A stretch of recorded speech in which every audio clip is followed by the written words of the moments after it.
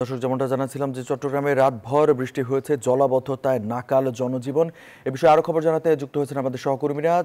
শুরুতেই চলে যাচ্ছি বান্দরবানের সহকর্মী রতন কুমারদের কাছে এবং রতনের কাছ থেকে জেনে নিতে চাইব, রতন, বৃষ্টিতে জলাবদ্ধতায় বান্দরবানের দুর্ভোগ কতটা, বিস্তারিত জানাবেন।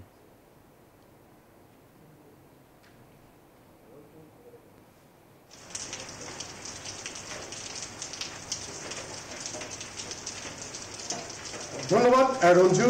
আপনি জানেন পার্বত্য জেলা বান্দরবানে গত 3 দিন যাবৎ মুষলধারে বৃষ্টি শুরু হয়েছে।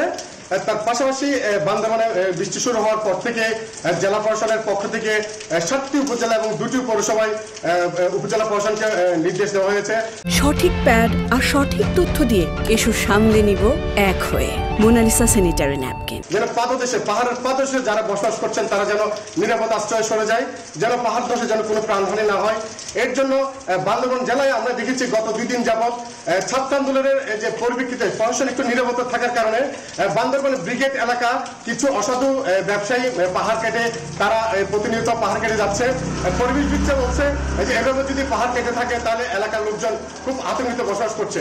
এর পাশাপাশি বান্দরবান সদরের বালাঘাটা, কালাঘাটা এবং ব্রিগেড এলাকায়, সেনা রেজিয়ন এলাকায় পাহাড় কেটে তারা জনগণকে খুবই বিভ্রান্তি সৃষ্টি করছে। তো এ ব্যাপারে আমরা বান্দরবান জেলা প্রশাসনের সাথে কথা বলেছি। তিনি জানিয়েছেন যে মুষলধারে বৃষ্টি হচ্ছে, এর জন্য পাহাড় যারা কাটুক, যেভাবে কাটুক, যারাই কাটুক তাদের বিরুদ্ধে পর্যাপ্ত ব্যবস্থা নেওয়া বলে আমাদেরকে জানিয়েছিলেন। তো এই ছিল বান্দরবানের বৃষ্টিপাত এবং পাহাড় ধসের সর্বশেষ পিচ্ছি স্ট্রিতে। রঞ্জু।